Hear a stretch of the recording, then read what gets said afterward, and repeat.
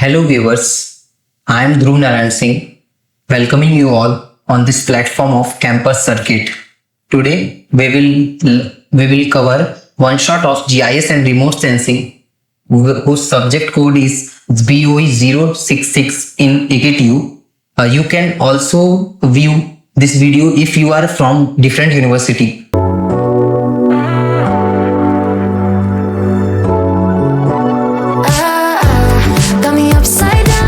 So we will start today's one shot of Unit 2.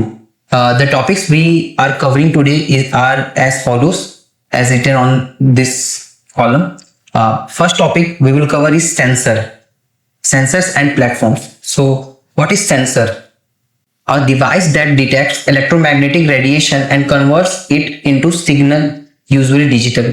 हमारे पास अगर ऐसा कोई डिवाइस है जो कि इलेक्ट्रोमैग्नेटिक रेडिएशन यानी कि जो हम लोग पिछले चैप्टर में पढ़े थे इलेक्ट्रोमैग्नेटिक स्पेक्ट्रम, उसकी कोई भी वेवलेंथ की अगर रेडिएशन है उसको डिटेक्ट कर सके और उसको डिजिटल मतलब यूजुअली यानी कि जनरली डिजिटल सिग्नल में ही कन्वर्ट कर सके, तो उसको हम लोग सेंसर कहते हैं। यानी कि सेंसर का काम क्या है कि डिटेक्ट करना रेडिएशन को और उसको डिजिटल सिग्नल के फॉर्म में कन्वर्ट करना।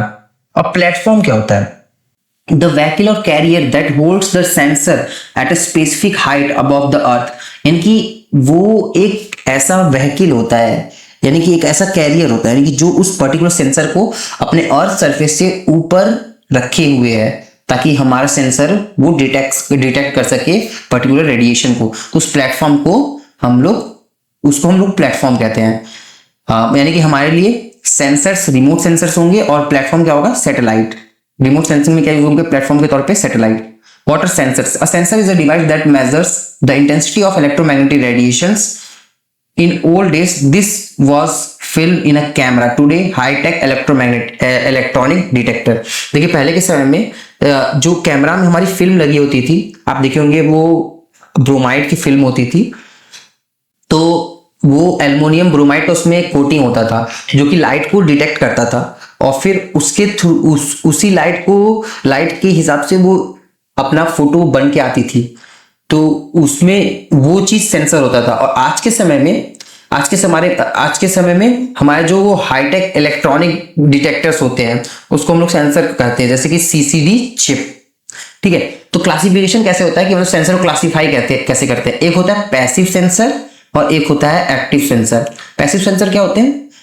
दे डिटेक्ट नेचुरल एनर्जी रिफ्लेक्टेड और एमिटेड बाय द अर्थ। यानी कि अगर कोई ऐसा सेंसर है जो कि नेचुरल एनर्जी को डिटेक्ट करता है और उसको रिफ्लेक्ट या एमिट करता है, यानी कि जो नेचुरली वो अपने खुद में वो एनर्जी एमिट नहीं करता है, वो दूसरे की एनर्जी को, नेचुरल एनर्जी को रिफ्लेक्ट या एमिट करता है, तो उसको कहते हैं पैसिव सेंसर। और जो अपनी एनर्जी को एमिट करता है, यानी कि they provide their own energy, so that they call active sensors. जैसे कि स्टैंडर्ड कैमरा, अगर कोई कैमरा है तो कैमरा क्या करता है कि वो अपनी एनर्जी एमिट नहीं करता है, तो उसको हम पैसिव सेंसर कहेंगे। और अगर फ्लैश है, उस कैमरे में अगर फ्लैश है तो फिर जैसे कि फ्लैश अपना खुद में एनर्जी दे रहा है, तो इसलिए उसको हम लोग एक्टिव सेंसर कहेंगे। तो पैसिव सेंसर क्या होते हैं कि जो जैसे कि ये आपका सन है, सन ने लाइट दी और फिर वो ऑब्जेक्ट से टकरा के उसके पास गई, तो यानी कि ये सेंसर ने डिटेक्ट किया, तो ये एक पैसिव सेंसर है क्योंकि वो सन की एनर्जी को डिटेक्ट कर रहा है। और एक्टिव सेंसर क्या होता है कि वो खुद में एनर्जी को एमिट करेगा और फिर उसको खुद ही रिसीव करेगा रिफ्लेक्ट होने के बाद, तो उसको कहते हैं एक्टिव सेंसर। ठीक है, आप समझ ही गए होंगे। ये एग्जांपल्स हैं पैसिव सेंसर के और एक्टिव सेंसर के। एक्टिव सेंसर में रेडार और सोनार है, और पैसिव सेंसर में लैंड से सेंटिनल और मोडिस है। अब हम लोग देखते हैं कि इमेज मैकेनिज्म के बेसिस पे कैसे हम लोग क्लासिफाई कर सकते हैं सेंसर्स को, जिसको हम लोग स्कैनर भी कहते हैं। How does the scanner actually draw the image? तो एक होता है विस्क ब्रूम स्कैनर यानी कि अक्रॉस ट्रैक, और पुश ब्रूम स्कैनर यानी कि along track. These have a rotating mirror that moves back and fourth like a broom sweeping the floor. It collects data 1 pixel at a time in a line. देखिए विस्क broom में आप इस image को देखिए, इस image को ध्यान से देखिए कि ये जो जैसे कि एक ब्रूम है, ये एक ब्रूम की तरह एक्ट कर रहा है और ये एक पर्टिकुलर रो के पर्टिकुलर एक इवेंट को, एक पर्टिकुलर पॉइंट को एक बार में ट्रैक करेगा। ठीक है, और ये जो पुश ब्रूम है, पुश ब्रूम क्या होता है, these have a long comb of detector, they don't move, they just soak up the data as the satellite flies forward. ये देखिए, ये एक बार में एक पूरे रो का डेटा कवर कर लेते हैं। और ये लोग क्या करते हैं, एक पिक्सल, फिर इसी के बगल का दूसरा पिक्सल, फिर तीसरा पिक्सल, फिर चौथा पिक्सल करके सारे पिक्सल्स कवर करेंगे एक रो का, और फिर आगे फॉरवर्ड मूव करेंगे।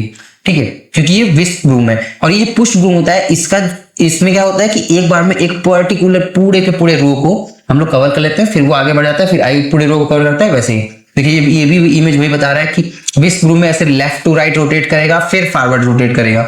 और इसमें क्या होता है कि पुश ब्रूम में ये पूरा का पूरा एक ही बार में कवर कर लेता है, तो इसको सिर्फ फॉरवर्ड मूव करना होता है। और एक होता है स्टारिंग स्कैनर भी होता है, जो आपके सिलेबस में नहीं है। वो क्या करता है कि एक ही बार में बहुत बड़े एरिया को, जैसे कि जिसके बहुत बड़े एरिया को कवर करता है एक ही बार में, और फिर ऐसे फॉरवर्डिंग मूव करते रहता है। वो पुश ब्रूम से भी एडवांस होता है। Since there are no moving parts, they last longer and get better light because they stay at the ground longer। देखो, जो पुश ब्रूम होते हैं वो ज्यादा बढ़िया क्यों होते हैं विस्प ब्रूम से, क्योंकि उनमें मूविंग पार्ट नहीं होता। क्योंकि इसमें जो विस्प ब्रूम है, इसमें मिरर लगे हुए हैं, जो कभी इधर देख रहे हैं, कभी इधर, रोटेटिंग मिरर है, क्योंकि कभी इधर देख रहे हैं, कभी इधर देख रहे हैं, कभी इधर देख रहे हैं। तो फिर हो सकता है कि आपका मतलब कि जो आपका जो विस्प ब्रूम स्कैनर है वो ज्यादा दिन तक ना चले, क्योंकि जब अगर कोई चीज रोटेटिंग पार्ट है किसी भी मशीन में, तो उसके वियर एंड टियर होने की चांसेस बहुत ज्यादा होते हैं। इसलिए वो उसकी जो आपकी ड्यूरेबिलिटी होती है वो कम होती है। और वहीं पुश ब्रूम में देखिए, क्योंकि उसमें रोटेटिंग मिरर नहीं है, एक मतलब पर्टिकुलर फिक्स्ड मिरर है, इसीलिए इसकी जो ड्यूरेबिलिटी है वो ज्यादा है। ठीक है, और क्या है, रिमोट सेंसिंग प्लेटफॉर्म क्या क्या होते हैं। तो ग्राउंड प्लेटफॉर्म को हम लोग कैसे क्लासिफाई कर सकते हैं कि सबसे पहले होता है ग्राउंड बेस्ड प्लेटफॉर्म, यानी कि जो ग्राउंड पे होते हैं। हैंड हेल्ड सेंसर, यानी कि जो हमारे हाथ में होते हैं। ट्राइपॉड्स, टॉल टावर्स, ठीक है, ये सब भी एक सेंसर का काम करते हैं। तो इसके यूजेस क्या क्या है, ग्राउंड ट्रूथिंग, यानी कि हम लोग ये वेरीफाई करते हैं कि जो सैटेलाइट से डेटा आया है वो करेक्ट है कि नहीं। एयरबॉर्न प्लेटफॉर्म, यानी कि वो सारे जो प्लेटफॉर्म है जो कि हवा में, एटमॉस्फेयर में है, जैसे कि एयरप्लेन, हेलीकॉप्टर और ड्रोन्स, जिनको यूएवी भी कहते हैं। इनका यूज क्या है कि ये एक पर्टिकुलर सिटी की हाई रेजोल्यूशन मैप बना सकते हैं। ये पावर लाइन को चेक कर सकते हैं, ये एग्रीकल्चर को डिटेक्ट कर सकते हैं। जैसे कि ये जो लो रावन सेंसर है वो एग्रीकल्चर में यूज होता है डिटेक्ट करने के लिए प्लांट हेल्थ को, और ड्रोन्स को भी यूज कर सकते हैं। ठीक है, इनके बेनिफिट क्या होते हैं कि ये क्लाउड के नीचे ट्रेवल करते हैं, तो इनमें जो रिफ्लेक्टेंस, जो कि एक इशू है, आपने पिछले चैप्टर में पढ़ा है एटमॉस्फेरिक विंडो के बारे में, तो उसको इनसे मतलब एयरबॉर्न प्लेटफॉर्म को कोई दिक्कत नहीं होती है उनसे। और स्पेस बॉर्न प्लेटफॉर्म जो होते हैं उनको इसका दिक्कत हो जाएगा अगर क्लाउड्स के थ्रू एटमॉस्फेरिक विंडो जो मतलब रीजन पास हो जाएगा वो तो सही है, और जो नहीं पास हो पाएगा उसके लिए एयरबॉर्न प्लेटफॉर्म ही सबसे बढ़िया है। Space born platform, third space born platform, जो कि सैटेलाइट्स होते हैं जो कि स्पेस में होती हैं।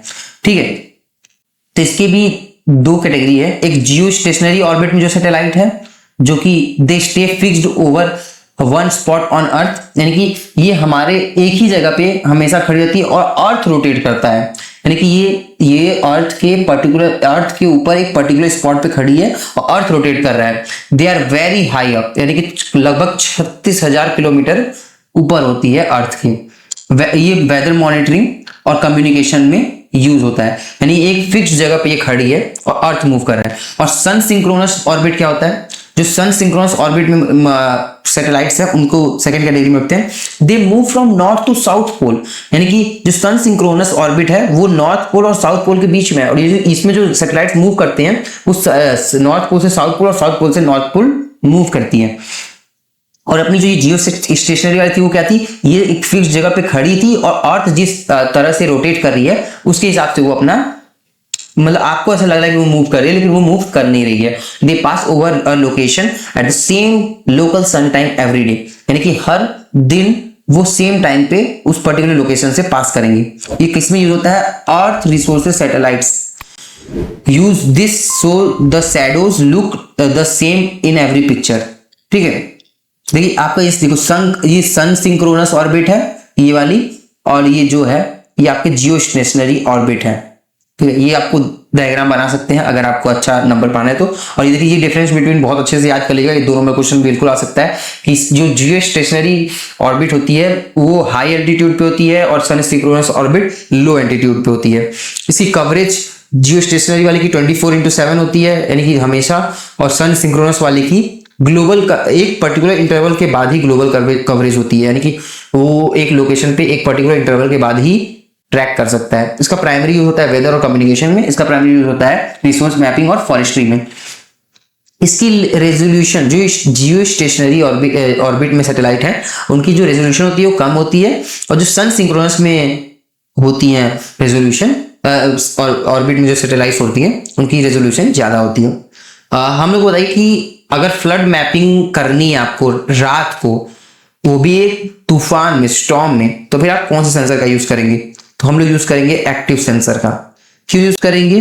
क्योंकि वो क्योंकि हम लोग रात में क्या हैं मैपिंग कर रहे हैं, तो फिर हमारे पास कोई नेचुरल सोर्स नहीं है एनर्जी का, इसलिए हम लोग को एक्टिव सेंसर चाहिए। और दूसरी बात, हम लोग रेडार का यूज करेंगे। रेडार का क्यों? क्योंकि वो माइक्रोवेव की एनर्जी, माइक्रोवेव रेंज की वेवलेंथ को यूज करता है, जो कि क्लाउड्स के भी आर पार जा सकती है। ठीक है, इसलिए हम लोग एक्टिव सेंसर का यूज करेंगे, वो भी रेडार का। हम लोग देखते हैं कॉन्ट्रास्ट रेशियो और इमेज कंट्रास्ट क्या होता है। ठीक है, तो कॉन्ट्रास्ट रेशियो क्या होता है? Contrast is what allows our eyes to distinguish between two different objects. Contrast क्या होता है? कॉन्ट्रास्ट ही ऐसा एक मैकेनिज्म होता है जिसके थ्रू हमारी आईज जो होती हैं वो दो डिफरेंट ऑब्जेक्ट को डिटेक्ट करती हैं। If a dark green forest and a dark gray road both look like the same shade of muddy green, the image has low contrast। यानी कि अगर आप देखेंगे कि हम लोग जो डार्क ग्रीन फॉरेस्ट होती हैं या फिर डार्क ग्रे रोड होती है, दोनों को डार्कर कलर से एक इमेज में दिखाते हैं, मतलब ब्लैक एंड व्हाइट इमेज या फिर जो थर्मल इमेज होती है या फिर जो वेवलेंथ बेस्ड इमेज होती है उनको डार्कर कलर से दिखाते हैं, जो कि मडी ग्रे कलर की होती है। तो अगर दोनों को सेम ही कलर से दिखा देंगे तो उसकी कंट्रास्ट कम होगी, उनको डिस्टिंग्विश करना मुश्किल होगा। Higher contrast means the brights are bright and the darks are dark, making the boundaries between features sharp and clear, यानी कि आप अच्छे से डिस्टिंग्विश कर सके डिफरेंट ऑब्जेक्ट्स के बीच में, तो उसको कंट्रास्ट कहते हैं। कंट्रास्ट क्या होता है? The difference in brightness between target object and it's immediate background, यानी कि हम लोग कैसे एक ऑब्जेक्ट को बैकग्राउंड से डिस्टिंग्विश कर पा रहे हैं उसको हम लोग कंट्रास्ट कहते हैं। कंट्रास्ट रेशियो क्या होता है? Contrast ratio is the ratio of highest brightness value to the lowest brightness value। ठीक है, इसको मैथमेटिकली हम लोग इससे रिप्रेजेंट करते हैं C is equals to L max upon L min, जिसमें कि L max आपका मैक्सिमम रेडियंस है, यानी कि मैक्सिमम ब्राइटनेस है, और L min आपका मिनिमम रेडियंस है, यानी कि मिनिमम ब्राइटनेस है, और C आपका कॉन्ट्रास्ट रेशियो है। ठीक है, इसके बेस पे न्यूमेरिकल भी आती हैं, तो आप लोग इसको अपने हिसाब से कर सकते हैं, बस वैल्यू पुट करना होगा और आंसर आ जाएगा आपका। ठीक है, क्या क्या कॉजेज हो सकते हैं? Possible causes of low contrast. Low contrast क्यों क्यों आ सकता है? आपका क्या क्या रीजन हो सकते हैं? तो क्या होता है? Atmospheric scattering. आप पिछले चैप्टर में पढ़े थे हम लोग कि स्कैटरिंग की वजह से आपकी बहुत सारी वेवलेंथ की लाइट रिसीव नहीं हो पाती है सेंसर्स को, तो वो भी एक कारण है कि आपका कॉन्ट्रास्ट लो हो सकता है। ठीक है, haze adds extra light to the dark pixels but does not add much to the brighter pixels. This shrinks the gap between L max and L min, making everything look grayish। यानी कि जब कोई धुंध होती है तो फिर आप देखे होंगे कि जब धुंध होती है तो फिर ब्राइटर जो पिक्सल है उस पे वो ज्यादा लाइट ऐड कर देता है, और जो डार्कर पिक्सल है उस पर ज्यादा लाइट ऐड कर देता है हेज की वजह से, और जो ब्राइटर पिक्सल है उस पर उतना लाइट धुंध नहीं ऐड करता है। और इसी वजह से धुंध के कंडीशन में मतलब धुंध की कंडीशन में जो रिफ्लेक्टेंस होती है वो डार्कर ऑब्जेक्ट की ज्यादा होती है और ब्राइटर ऑब्जेक्ट की कम होती है। इसकी वजह से आपका जो इमेज है वो लो कंट्रास्ट का बनता है। सेंसर लिमिटेशन, कई बार ऐसा होता है कि जो सेंसर होते हैं वो अच्छे से डिटेक्ट ही नहीं कर पाते हैं, उनकी जो कैपेबिलिटी है वो थोड़ी लो होती है, तो उसकी वजह से भी आपका कंट्रास्ट लो हो सकता है। If a sensor has low radiometric resolution it can only record a few levels of grey. ठीक है, सोलर एलिवेशन और illumination. The angle of the sun at the time of the picture was taken matters. अगर देखिए, अगर सूर्य की जो मतलब सूर्य कहाँ पे है जब आप पिक्चर ले रहे हैं, तो उसका एंगल भी बहुत मैटर करता है आपके कंट्रास्ट में, ठीक है। अगर सूरज आपके जस्ट जिस ऑब्जेक्ट पे आप इमेज लेना चाहते हैं उस ऑब्जेक्ट के जस्ट ऊपर ही सूरज रहेगा, तो फिर आप अच्छे से डिस्टिंग मतलब कि वो लो कंट्रास्ट इमेज बनाएगा। और लेकिन जब वहां पे सूरज नहीं रहेगा तो हाई कंट्रास्ट इमेज होगा। जैसे कि यहाँ लिखा है, on a very cloudy day when a sun is very low on the horizon, the overall energy hitting the earth is low, this results in flat image with very little difference in brightness between objects. यानी कि देखिए, जब सूरज नहीं रहता है, cloudy day रहता है, तो फिर आप देखे होंगे कि लगभग सभी का जो ब्राइटनेस होता है लगभग सेम ही होता है, जिसकी वजह से लो कंट्रास्ट बनता है। नेचर ऑफ टेरेन, कैसा सरफेस है, कैसा जियोग्राफिकल सरफेस है, वो भी बहुत डिपेंड करता है। देखिए, if you are taking a picture in the middle of Sahara desert और in the middle of Antarctica, the spectral reflectance of everything is almost identical.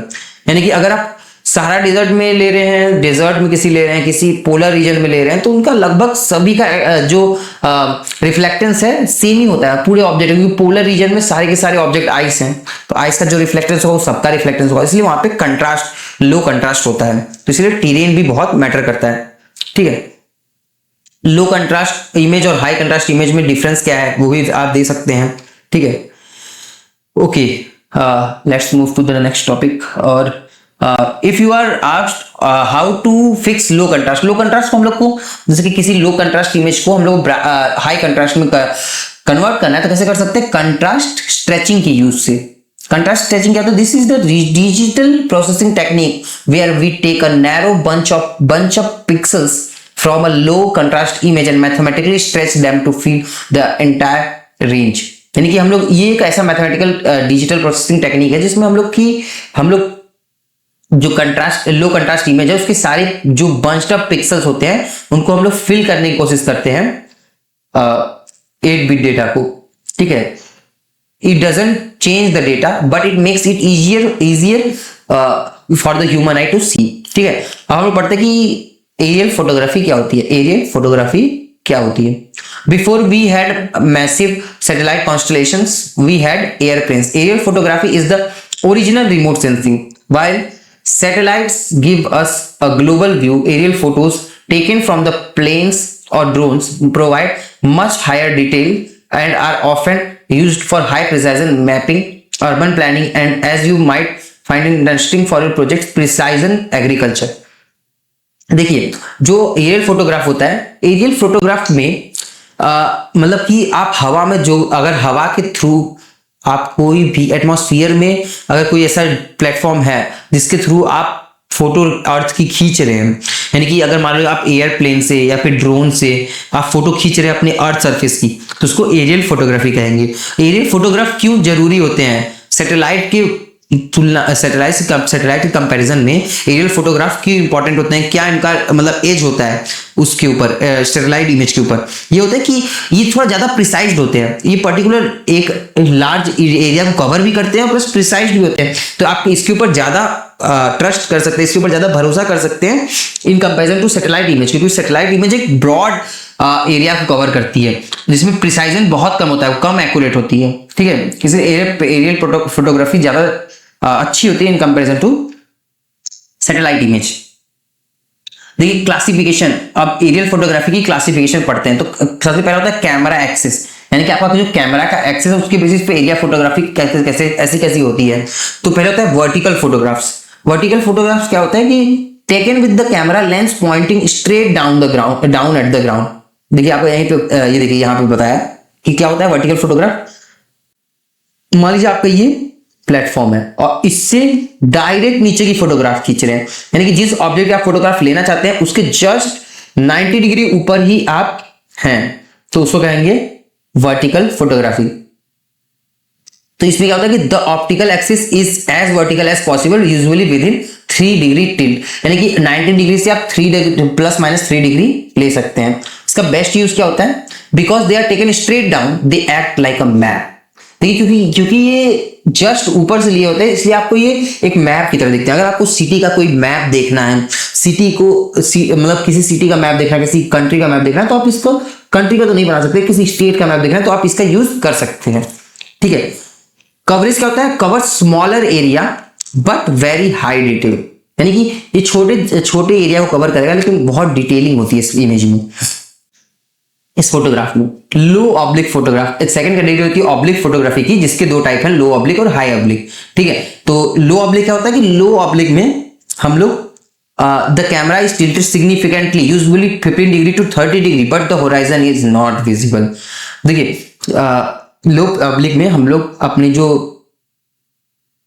Camera होता है उसकी जो एक्सिस होती है उसको हम लोग टिल्ट करते हैं इस तरह से कि वो 90 डिग्री से प्लस माइनस 15 टू 30 डिग्री हो, और लेकिन इसमें होराइजन नहीं विजिबल होता है। ठीक है। Seeing the sides of object like the walls of a building और स्लोप्स ऑफ अ हिल, यानी कि आप ये देख सकते हैं कि लो ऑब्लिक में देख ही रहे हैं आपकी ऐसा इमेज बन के आता है कि कुछ इस तरीके का होता है कि इसमें थोड़ा टिल्टेड इमेज बन के आता है, और वर्टिकल में तो आप देख ही रहे थे ये मैप की तरह बन के आ रहा है एकदम।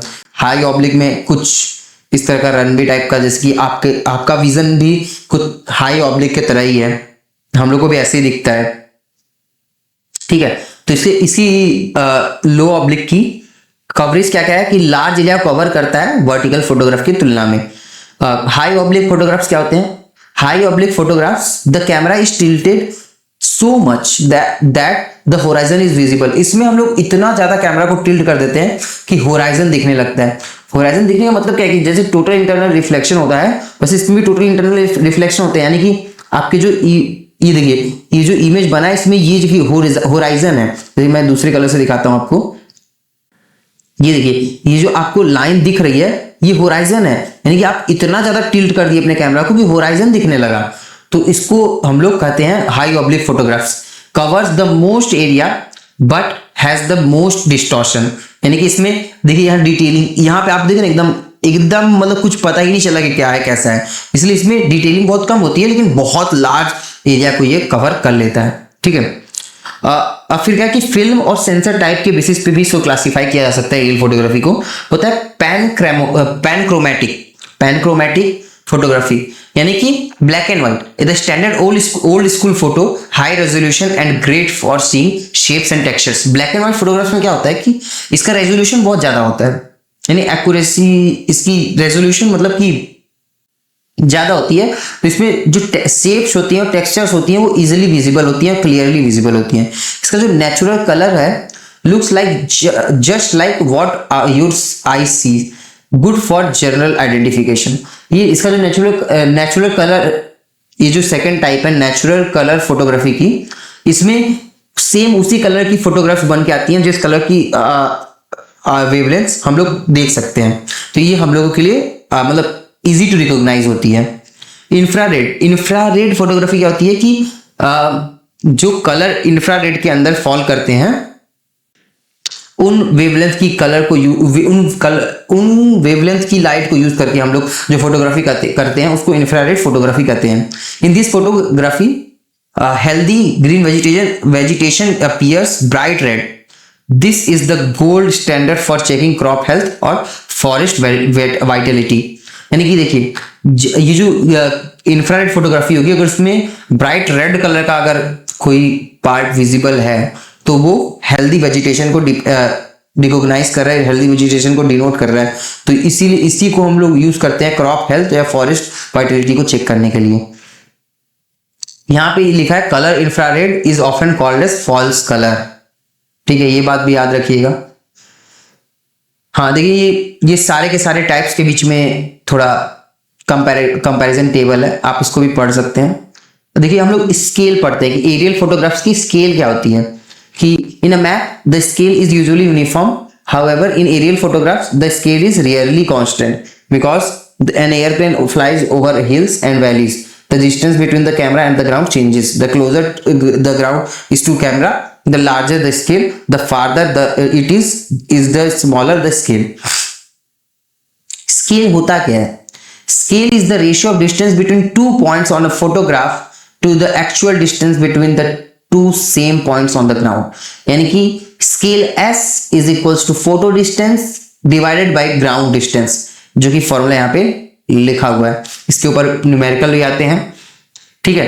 तो इसमें इसका जो एक और मैथमेटिकल वर्जन है वो है कि scale is equal to F upon capital H minus small H. उसमें एफ आपका फोकल लेंथ है, कैपिटल एच का आपका फ्लाइंग हाइट है, स्मॉल एच आपका उस पॉइंट का, उस स्पेसिफिक पॉइंट का सी लेवल से कितना ऊपर है उसका हाइट है वो, ठीक है। एच माइनस एच क्या होता है कि true flying height of the object above the ground. यानी कि ये देखिए आपका मीन सी लेवल यहाँ पे कुछ है, मीन सी लेवल आपका ये है, तो मीन सी लेवल आपका ग्राउंड यहाँ पे आया, तो ये मीन सी लेवल से कितना ऊपर है इसको हम लोग स्मॉल एच कहेंगे, और इस वाली हाइट को जितना ऊपर आपका ये मतलब जो ऑब्जेक्ट है वो फ्लाई कर रहा है इसको कैपिटल एच कहेंगे, और ये जो है ये फोकल लेंथ है, आपके कैमरा का फोकल लेंथ है, इसको एफ कहेंगे, ठीक है।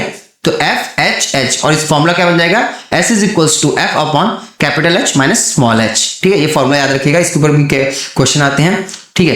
तो स्केल कितनी तरह की होती है, point scale. What is point scale, the scale at a specific point with a specific elevation, since h varies in hill terrain, every point can have slightly different scale. Point scale होती है कि जो हर point के लिए एक different scale होती है। Average scale क्या होता है कि फॉर अ जनरल एरिया, यानी कि एक बहुत बड़े एरिया के लिए हम लोग जो स्केल बनाते हैं, जो जनरल स्केल बनाते हैं उसको एवरेज स्केल कहते हैं, ठीक है। We use the average elevation of the terrain, यानी कि देखो पॉइंट स्केल में क्या होता है कि हर पॉइंट का पर्टिकुलर एलिवेशन होता है मीन सी लेवल से, तो उसको हम लोग पर्टिकुलरली हर पॉइंट के लिए निकालते हैं पॉइंट स्केल। और एवरेज स्केल क्या होता है कि हम लोग एवरेज मीन सी लेवल से ऊपर की हाइट निकाल लेते हैं और फिर उसके अकॉर्डिंग हम लोग स्केल फाइंड करते हैं। रिप्रेजेंटेटिव फ्रैक्शन क्या होता है कि स्केल एक्सप्रेस्ड इन रेशियो 1:10,000, जैसे कि स्केल को हमेशा हम लोग फ्रैक्शन में रेशियो में रिप्रेजेंट करते हैं, जैसे कि 1:10,000, यानी कि 1:2 करके ही हम लोग रिप्रेजेंट करेंगे स्केल को, यानी कि 1 unit of the photograph is equal to 10,000 units of the on the ground. यानी कि अगर एक फोटोग्राफ में कोई ऑब्जेक्ट की डिस्टेंस, उसके दो ऑब्जेक्ट के बीच की डिस्टेंस अगर 1 यूनिट है, तो उसी पर्टिकुलर दो ऑब्जेक्ट्स के बीच की डिस्टेंस अगर हम लोग ग्राउंड में फिजिकली जाके देखें तो वो 10,000 यूनिट्स होगी।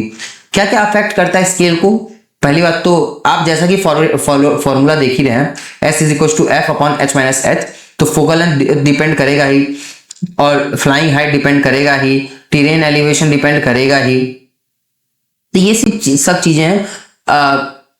फोकल लेंथ, अगर फोकल लेंथ पे क्या होगा, अगर फोकल लेंथ बढ़ाया जाएगा तो फिर स्केल घट जाएगी, अगर हम लोग फ्लाइंग हाइट बढ़ाएंगे तो स्केल घट जाएगी, और अगर हम लोग टेरेन मतलब टेरेन एलिवेशन बढ़ाते हैं, यानी कि मीन सी लेवल से और ऊपर जाते हैं, तो स्केल घटती जाएगी, क्योंकि दूरी तो कम होती जा रही है ना, क्या जो फ्लाइंग हाइट है वो तो कम होते जा रहा है, ठीक है। इसके ऊपर ये बेस्ड ये न्यूमेरिकल है। Vertical photograph is taken from a flying height of 3000 metre above the ground using a camera of focal length 150 millimeter, calculate the scale of the photograph। देखिए हम लोग को ये क्वेश्चन दिया, इसमें क्या क्या है, फ्लाइंग हाइट गिवन है 3000 मीटर और फोकल लेंथ गिवन है 150 मिलीमीटर। देखिए इस क्वेश्चन में आपको ये बात नहीं बताया कि वो मीन सी लेवल से कितना ऊपर है या फिर टेरेन की हाइट कितनी है, ये टेरेन एलिवेशन, ये जो फैक्टर है, तो ये टेरेन एलिवेशन का ये चीज नहीं दिया है, तो फिर आप सीधे सीधे ये फॉर्मूला लगाएंगे, s minus F by H, इसमें माइनस एच करने की कोई जरूरत नहीं है, माइनस एच करने की कोई जरूरत नहीं है, ठीक है। इसमें डायरेक्ट फॉर्मूला लगेगा s is equal to F by H. तो हम लोग सबसे पहले सारे के सारे जितने भी हम लोग को गिवन डेटा है उसको एक ही यूनिट में कन्वर्ट कर लेंगे, तो हम लोग 150 मिलीमीटर को 0.15 मीटर में कन्वर्ट कर लिए। अब हम लोग इस फॉर्मूले में सारी वैल्यूज रख देंगे और हमारा आंसर आएगा 1:20,000। ये डायरेक्ट फॉर्मूला बेस्ड क्वेश्चन था, आप कर सकते हैं। हाँ, ये थोड़ा डिफिकल्ट क्वेश्चन है, लेकिन ऐसे क्वेश्चन आते हैं एग्जाम में, ये 7 नंबर में आ सकता है। Line A B measures 11 centimetre on a photograph taken with a camera having focal length 21.5 centimetre. The same line measures 3 centimetre on a map drawn on a map यहाँ पे मैप होगा, ठीक है, on a map drawn to scale 1:45,000 calculate the flying height of the aircraft if the average altitude is 350 metre. देखिए इसके लिए कौन सा फॉर्मूला यूज होगा, ये वाला, ये जो photo distance by ground distance है, ठीक है। तो हम लोग क्या यूज करते हैं, हम लोग क्या गिवन है, फोटो की डिस्टेंस दी है, यानी कि उन दोनों पॉइंट्स के बीच की ए और बी लाइन की दूरी दी है। यानी कि मान लीजिए ये ए बी लाइन फोटोग्राफ में, ये जो ए बी लाइन है ये फोटोग्राफ में 11 सेंटीमीटर दूर है, ठीक है। तो ये रियल में कितनी दूर होंगी, रियल में नहीं सॉरी, ये क्या था कि फोटोग्राफ में, हाँ अच्छा, तो देखिए मैप में ये 3 सेंटीमीटर पे है, मैप में ये 3 सेंटीमीटर पे है और फोटोग्राफ में 11 सेंटीमीटर पे है। तो हमें क्या पता करना है कि फ्लाइंग हाइट पता करनी है, ठीक है। तो हम लोग देखते हैं फोटो की डिस्टेंस, फोटो में कितने पे है, 11 सेंटीमीटर पे, ठीक है। मैप में कितने दूर पे है, 3 सेंटीमीटर पे, ठीक है। फोकल लेंथ क्या है कैमरा का, तो फिर वो 21.5 सेंटीमीटर, जिसको हम लोग 0.215 मीटर कर लेंगे। मैप की स्केल कितनी दी हुई है, मैप की स्केल दी हुई है 1:45,000, ठीक है। एवरेज टेरेन, हाँ देखिए इस क्वेश्चन में आपको ये दिया हुआ है एवरेज एल्टीट्यूड, यानी कि यही आपका एच है, यही आपका स्मॉल एच है, एलिवेशन, टेरेन एलिवेशन यही है स्मॉल एच, 350 मीटर, ठीक है।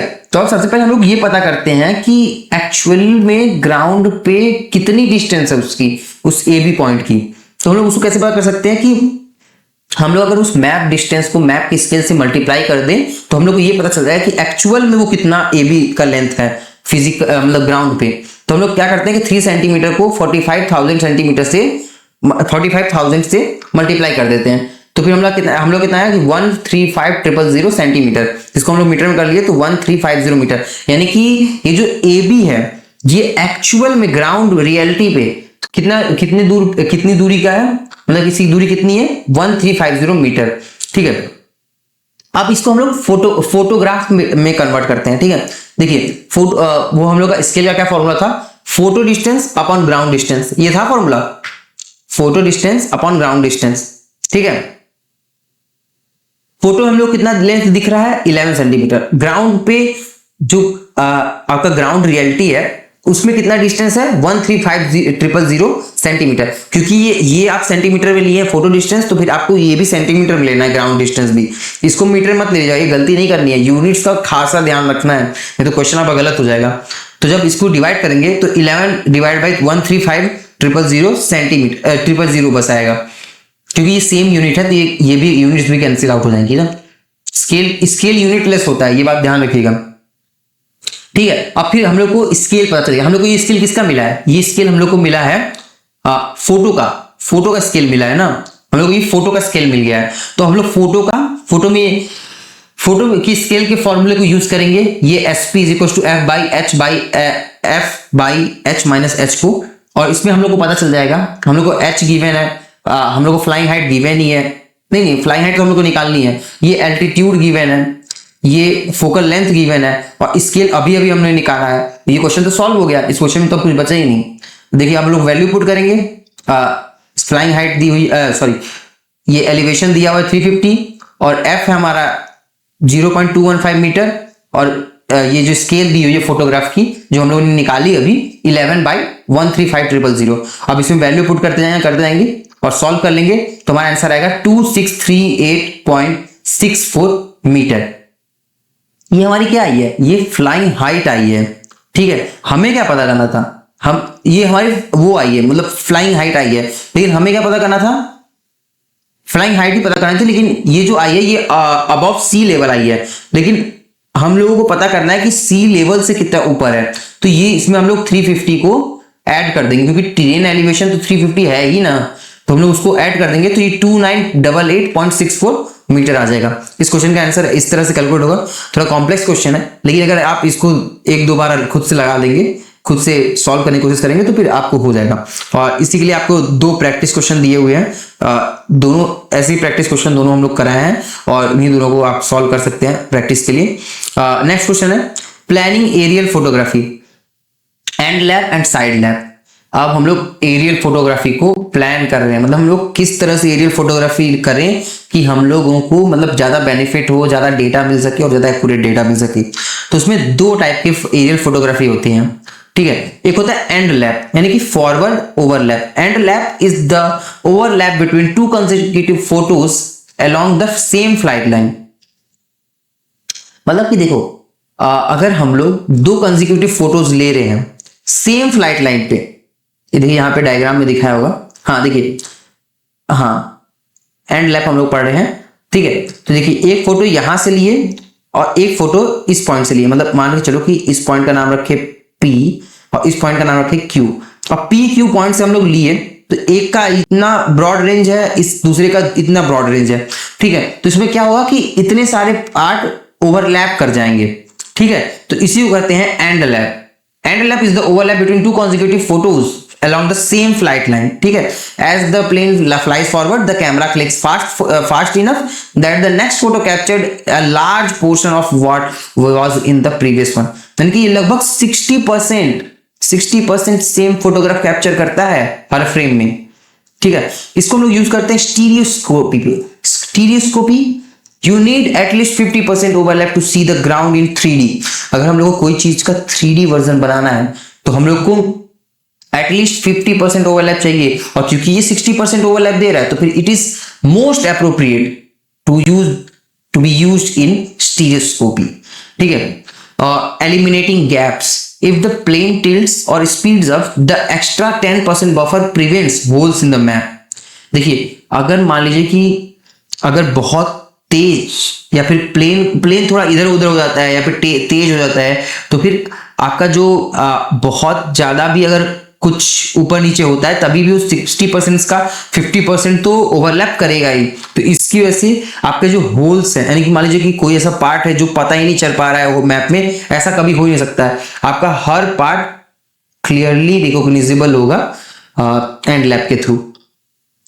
साइड लैप क्या होता है? साइड लैप यानी लैटरल ओवरलैप, ठीक है। Side lap is the overlap between photos in adjacent और parallel flight lines. Once the plane finishes one strip of photos, it turns around and flies back in a parallel line। देखिए ये क्या है कि जैसे कि हम लोग एक ऐसे लाइन में ट्रेवल कर रहे हैं, देखिए आप 3D में समझने की कोशिश करिएगा कि कुछ इस तरीके के लाइन में ट्रेवल कर रहे हैं और दूसरा इस तरीके के लाइन में ट्रेवल कर रहे हैं, दोनों आपस में पैरेलल है। तो अगर हम लोग पैरेलल लाइंस के फोटोग्राफी की बात करें तो ये इतने एरिया को कवर करेगा और ये इतने एरिया को कवर करेगा, तो इसके बीच में ओवरलैपिंग कितने की होगी? तो साइड लैप के बीच में ओवरलैपिंग होगी 25 to 30%, which is very very less than and lap, ठीक है। तो इसको हम लोग कहां यूज कर सकते हैं? इसका पर्पस क्या है? Ensuring continuity to make sure that there are no unphotographed strips between the flight paths। इसमें हम लोग ये इंश्योर कर सकते हैं कि ऐसा तो नहीं कि हम लोग ये एक एक मिनट जरा रुकना, हाँ ऐसा तो नहीं कि हम लोग एक फ्लाइट पाथ ये वाला लिए, एक फ्लाइट पाथ ये वाला लिए और बीच में कोई फ्लाइट पाथ मिस हो गया, ऐसा तो नहीं कि मिस हो गया। क्योंकि अगर मिस होगा तो ये पता कैसे चलेगा हम लोग को? अगर साइड लैप में कोई भी ओवरलैपिंग नहीं हो रही है, इसका मतलब कि हम लोग से कोई ना कोई फ्लाइट पाथ मिस हुआ है। और अगर ओवरलैपिंग आ रही है तो फिर इसका मतलब है कि हम लोगों ने सारी की सारी मतलब पैरेलल फ्लाइट लाइंस कवर कर ली हैं। Correction for drift, wind can push a plane off course. Side lap ensures that even if the plane drifts slightly, the map remains continuous। देखिए कभी कभी ऐसा होता है कि प्लेन इधर उधर अगर थोड़ा ड्रिफ्ट करता है तो फिर आपका इमेज, आपका जो मैप बना रहे हैं आप, कंटिन्यूअस इमेजिंग कर रहे हैं, अलग अलग फ्रेम से इमेज ले रहे हैं, तो वो गलत ना हो, आपका इमेज गलत ना हो, इमेज कंटिन्यूअस हो, उसके लिए भी होता है, ठीक है। एंड लैप और फॉरवर्ड एंड लैप और साइड लैप के बीच में डिफरेंस बिटवीन इंपॉर्टेंट है, पढ़िएगा जरूर, 2 नंबर क्वेश्चन में आ सकता है। टेक्निकल फॉर्मूलाज फॉर प्लानिंग, देखिए हम लोग कैसे कैसे अपना ओवरलैपिंग प्लान कर सकते हैं। मतलब हम लोग को अगर मान लीजिए कि कभी बनाना हो, हम लोग चाहते हैं मैप बनाना, तो हम लोग मैप कैसे कैसे बना सकते हैं, लोग क्या क्या यूज करने होंगे फॉर्मूलाज।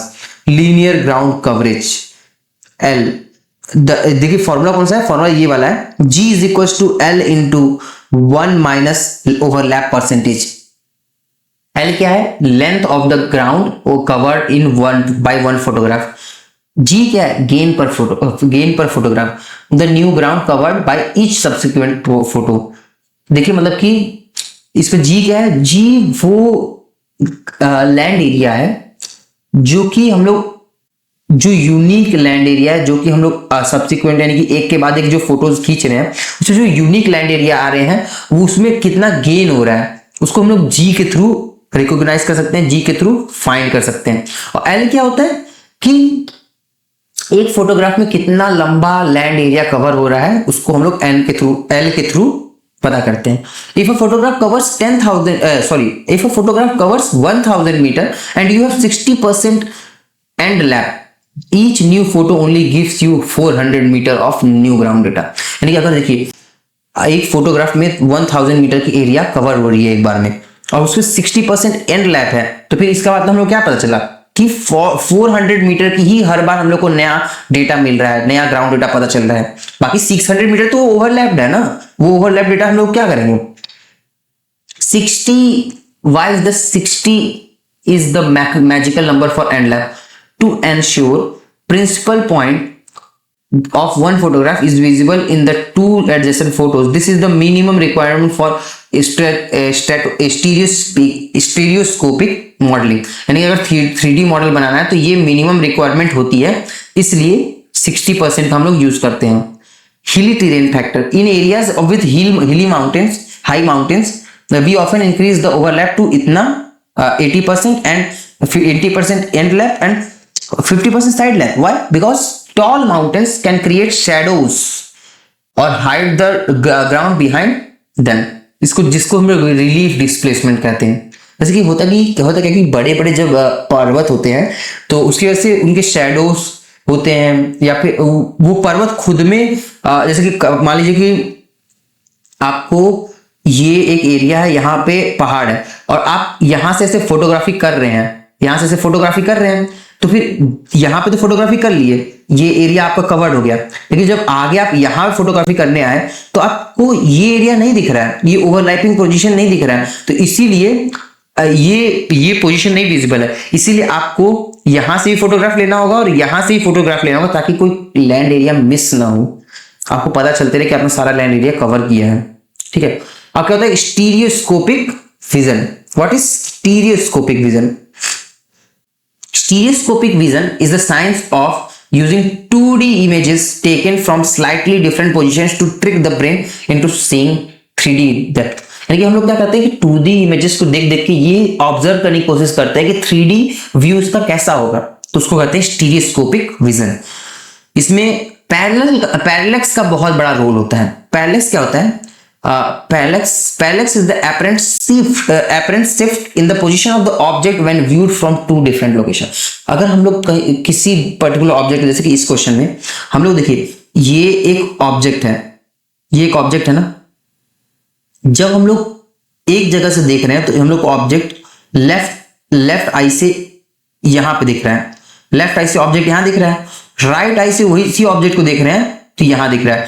तो हम लोग को ये दिख रहा है कि अगर ऑब्जेक्ट उसकी जो ये लाइन है, लाइन ऑफ ऑब्जेक्ट है, इस लाइन से अगर पहले ही दिख रहा है तो उसको हम लोग नेगेटिव पैरेलैक्स बोलते हैं, और उस लाइन के अगर बाद दिख रहा है उसको पॉजिटिव पैरेलैक्स बोलते हैं। और अगर उसी लाइन पे दिख रहा है, उसी लाइन ऑफ ऑब्जेक्ट पे दिख रहा है उसको जीरो पैरेलैक्स बोलते हैं। ठीक है। इस फिगर में आपको क्लियरली बताया गया है कि कैसे पैरेलैक्स होता है। ठीक है। फिंगर टेस्ट क्या होता है कि hold your finger in the front of your face, close your left eye, then switch and close your right eye, your finger appears to jump against the background, that jump is parallax. देखिए आप observe कर सकते हैं कि आपको दो अलग अलग पोजीशन से इमेज देखने की जरूरत ही नहीं है। आप क्या करिए, पहले अपने एक आंख बंद करिए, उस आंख से दूसरी आंख से देखिए, फिर दूसरी आंख को बंद करिए, पहली आंख से देखिए, आपको इतने में ही पता चलेगा कि आपका जो इमेज बन रहा है वो दो अलग अलग इमेज बन रहे हैं, और इसी दो अलग अलग इमेजेस बनने का जो कारण है वो पैरेलैक्स है। ठीक है। In remote sensing as the airplane flies, it takes photo 1 then photo 2, an object like a mountain peak will be in a slightly different position in photo 2. by measuring this displacement we can calculate its height। देखिए ये height measure करने में बहुत useful होता है। ठीक है। अब टूल्स क्या क्या होती हैं? We use an instrument called stereoscope.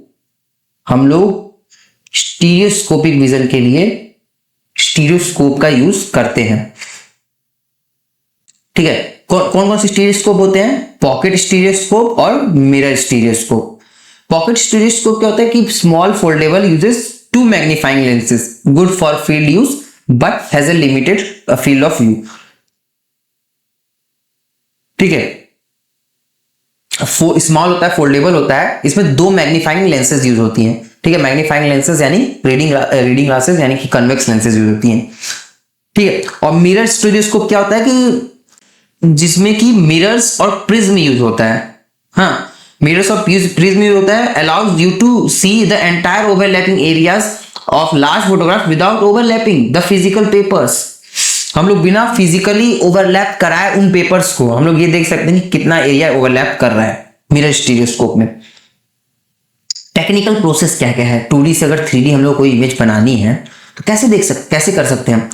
Acquisition यानी कि capture images with 60% forward overlap, यानी कि हम लोग को सबसे पहले इमेजेस कैप्चर करनी है 60% से ज्यादा ओवरलैप, फॉरवर्ड ओवरलैप के साथ। और फिर the overlap area, the area common to both photograph is where the 3D effect occurs, यानी कि हम लोग फिर ओवरलैपिंग एरिया कैलकुलेट करेंगे। Viewing using a stereoscope, the left eye looks at the left photo and the right eye looks at right photo. Stereoscope में क्या होता है कि लेफ्ट आई हमारी लेफ्ट फोटो देखती है और राइट आई राइट फोटोग्राफ देखती है। तो इसी वजह से जो हमारा जो लेफ्ट और राइट आई के बीच में ओवरलैपिंग एरिया होता है वही चीज हम लोग को क्लियरली दिखता है और हम लोग को वही हमारा विजन होता है। ठीक है, हमको वही चीज दिखती है। Mental fusion, the brain merges the two different perspectives into a single stereo model. हमारा ब्रेन क्या करता है कि हमारा जो दोनों आंखों से दिख रहा है दो अलग अलग फोटो है, हमारे जो दोनों आंखों से दिख रहा है वो दो अलग अलग फोटो है, लेकिन उन दोनों फोटोज को वो मर्ज करता है और फिर उसको एक स्टीरियो मॉडल बनाने की कोशिश करता है और उसको अपने एनालाइज करता है और उसी को हम लोग कहते हैं हमारा विजन क्या है, हमारा दिखता क्या है हमको। ठीक है, स्टीरियो बेस क्या होता है? This is the distance between the 2 points where the camera clicked. A larger stereo base in general increases 3D effect. अगर स्टीरियो बेस ज्यादा है तो फिर आपका 3D इफेक्ट ज्यादा होगा। ये क्या होता है कि दो पॉइंट के बीच में जब जैसे कि हम लोग एक पर्टिकुलर एरिया का इमेज खींच रहे हैं ना, और उस एरिया में हम लोग इस एरिया का इमेज खींचना है तो हम लोग यहाँ पे एक फोटो लिए और एक फोटो यहाँ पे लिए, तो इन दोनों के बीच से डिस्टेंस होगी उसको हम लोग स्टीरियो बेस कहेंगे। ठीक है, ये पैरेलैक्स फॉर्मूला है, इंपॉर्टेंट उतना नहीं है लेकिन आप पढ़ सकते हैं आपको पढ़ना हो तो।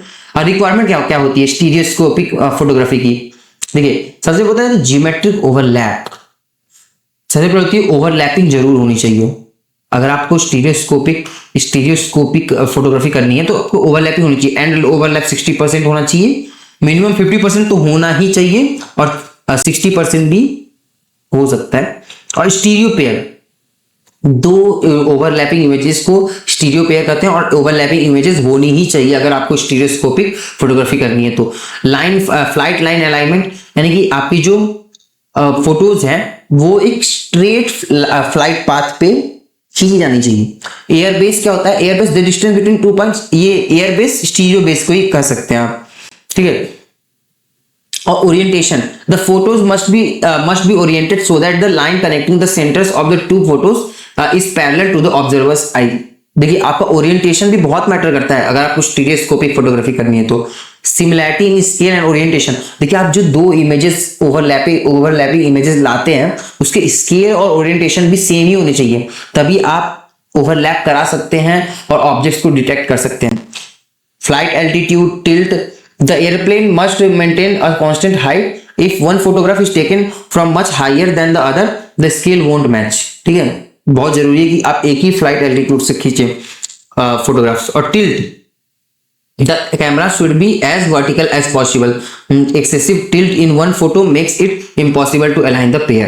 ठीक है, consistency in illumination and time, यानी कि आपका जो कितना आपको फ्लैश कर जला, मतलब फ्लैश नहीं, मतलब कि इल्यूमिनेशन कितना है और टाइम, किस टाइम पे आप फोटोग्राफ खींच रहे हैं, इसमें भी बहुत मैटर होता है आपका स्टीरियोस्कोपिक फोटोग्राफी की, क्योंकि विजिबिलिटी इंक्रीज और डिक्रीज होती रहती है, तो जिसकी वजह से आपका जो कंट्रास्ट भी मैटर करता है और क्लैरिटी और आपका ब्राइटनेस, ये सब बहुत मैटर करता है। इसी वजह से आपको इल्यूमिनेशन और टाइम का भी खासा ख्याल रखना है अगर आप स्टीरियोस्कोपिक फोटोग्राफी करना चाहते हैं तो वेदर कंडीशन भी बहुत इंपॉर्टेंट होते हैं कि क्योंकि क्लाउड्स और जो हेज होते हैं यानी कि जब बादल होता है यानी बरसात का मौसम होता है या फिर धुंध होती है, कोहरा होता है, तो फिर उसमें आप शॉट उतना अच्छे से ले नहीं सकते हैं, आपका जो क्लैरिटी उतनी ज्यादा अच्छी होती नहीं है। बेस हाइट रेशियो क्या होता है? It is the ratio of the distance between the camera station to the flying height, यानी कि जहां पे कैमरा स्टेशन है उससे फ्लाइंग हाइट की उससे और फ्लाइंग हाइट के बीच का जो रेशियो डिस्टेंस होता है उसको हम लोग कहते हैं बेस हाइट रेशियो। इसका भी रिक्वायरमेंट बहुत ज्यादा जरूरी होता है। Higher base height ratio makes heights look taller than they actually are.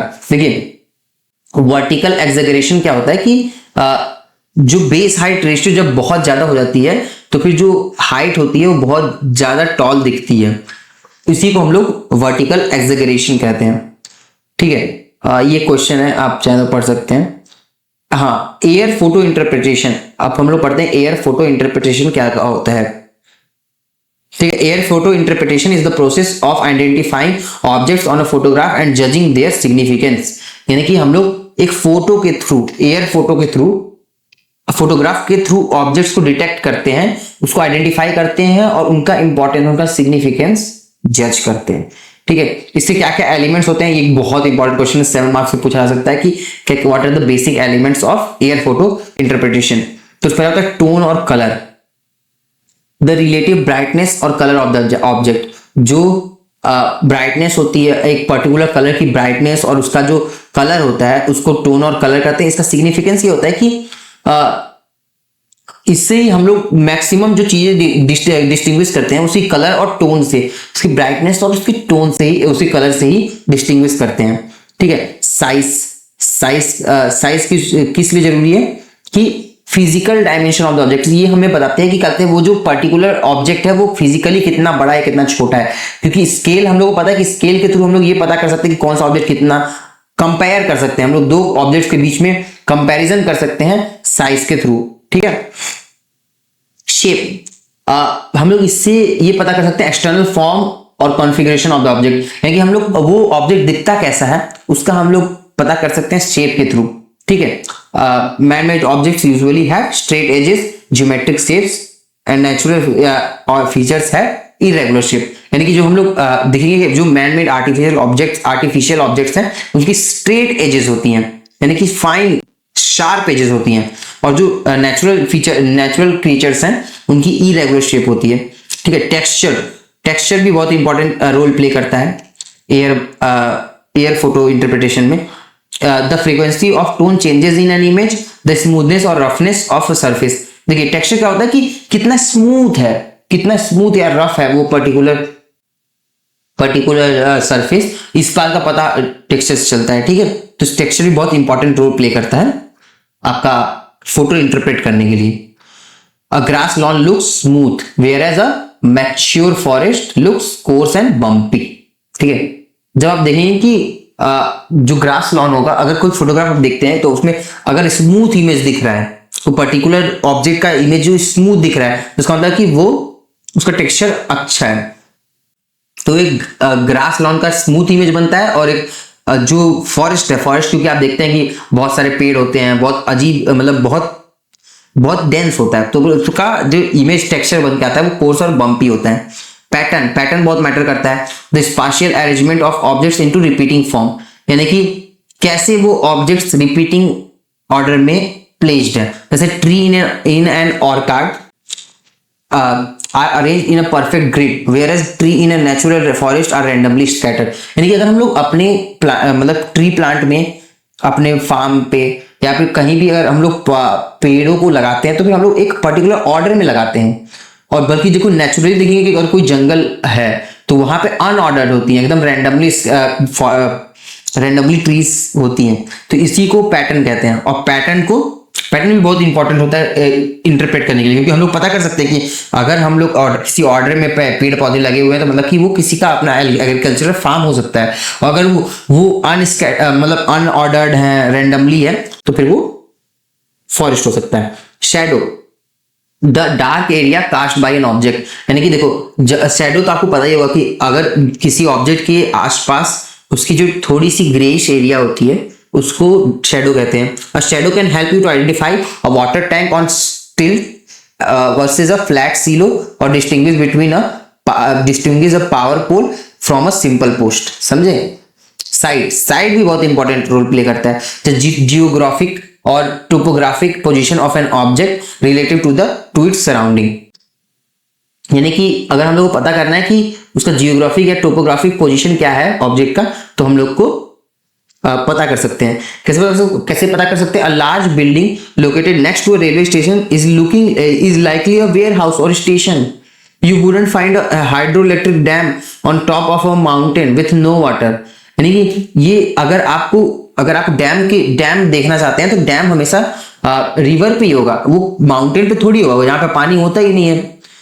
ठीक है, तो इसीलिए ज्योग्राफी भी बहुत इंपॉर्टेंट होती है, साइड भी बहुत, लोकेशन बहुत इंपॉर्टेंट होता है। एसोसिएशन क्या होता है?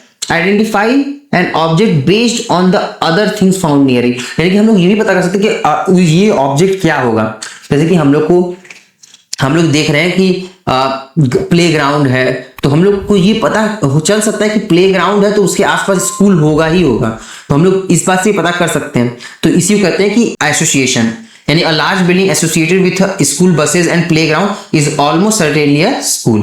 ठीक है, और ये सारे उसके एलिमेंट्स हैं शॉर्ट में, और इस तरह से हमारा ये चैप्टर खत्म होता है। We have ended this one shot, so that's all from my side. In second chapter we have covered all the topics as mentioned here. That's all. Thank you very much. Thanks for your time. Thanks a lot.